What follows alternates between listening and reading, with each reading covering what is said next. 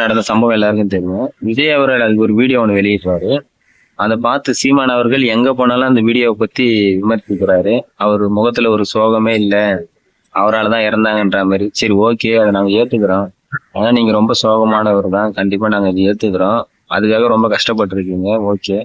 ஆனா இப்போ வந்து என்ன பண்ணிருக்கீங்க, நீங்க இட்லி கடை படத்துக்கு ப்ரொமோஷனுக்கு போயிருக்கீங்க. இட்லி கடை படம் பார்த்துட்டு வந்து ரிவ்யூ சொல்றீங்க. அதுல ப்ரொடியூசரே வந்து அவரோட பேஜ்ல போடுறாரு. அதுவும் ரிலீஸ் ஆன உடனே போயிருக்கீங்க. அமைச்சர் அவர்கள் 300 குழந்தைகளை கூட்டிட்டு படத்துக்கு போனாங்க. அதுக்கு நீங்க விமர்சனம் பண்ணுவீங்கன்னு பார்த்தா நீங்களே ஃபர்ஸ்ட் அதுக்கு முன்னாடியே போய் பார்த்துட்டு வந்துட்டு இருக்கீங்க படத்தை. ஏன் தெரியுமா? என்ன காரணம் தெரியுமா? அது வந்து இன்பநிதி அவர்கள் வந்து படத்தை ரிலீஸ் பண்றாங்க, அதுக்கு வந்து ஆதரிப்போம்னு சொல்லிட்டு சப்போர்ட் பண்றீங்க. ஆனா கேட்டா நாங்க வந்து டிஎம்கேவோட எதிர்க்கிறோம், டிஎம்கேவோட எதிரி அப்படின்ற மாதிரி சொல்றீங்க. இதெல்லாம் எதுக்குன்னு உண்மையாவே புரியல. நீங்க வந்து ஐயா ஸ்டாலினை போய் மீட் பண்ணிட்டு வந்ததுக்கு அப்புறம் தான் இந்த மாதிரி மாறிட்டீங்க. உண்மையாவே எனக்கு மட்டும் இல்ல, எல்லாருக்குமே அப்படிதான் தோணுது. ஏன் இந்த மாதிரி மாறிட்டாரு அப்படின்னு சொல்லிட்டு தெரியல.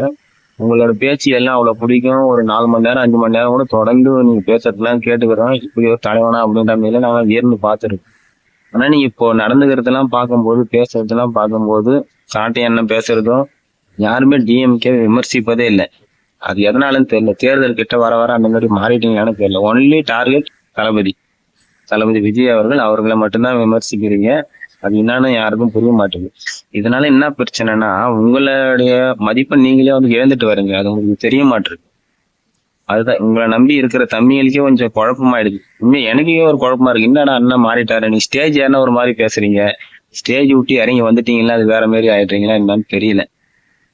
இதுக்கப்புறம் அந்த மாதிரி இல்லாம எல்லாரையும் தளபதியாரும் எதிர்ங்க, ஒன்றும் பிரச்சனை கிடையாது. பங்கு ரீதியா எதுக்குறீங்க, எதிர்ங்க. அதே மாதிரி டிஎம்ஏ கொஞ்சம் விமர்சனம் பண்ணுங்க.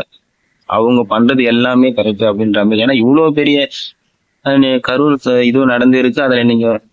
அதுல நீங்க வந்து 2 சைடும் தப்புன்னு சொல்லாம ஒரு சைடு மட்டும்தான், விஜய் மட்டும்தான் காரணம்னு சொல்றது மிகப்பெரிய தவறு. இது வந்து எத்தனை பேர் நினைச்சிட்டு இருக்காங்கன்னு தெரியல. இது உங்க டைம், நீங்க வந்து பேசிட்டு இருக்கீங்க. கண்டிப்பா தளபதி அவர்கள் வருவாரு. வந்ததுக்கு அப்புறம் அவர் என்ன சொல்றாருன்னு சொல்லிட்டு பார்க்கலாம். அதுக்கப்புறம் தான் தெரியும். அண்ணா நீங்க கொஞ்சம் மாறிட்டீங்களா நல்லா இருக்கணும், ஏன் அந்த மாதிரி பண்றீங்கன்னு தெரியல.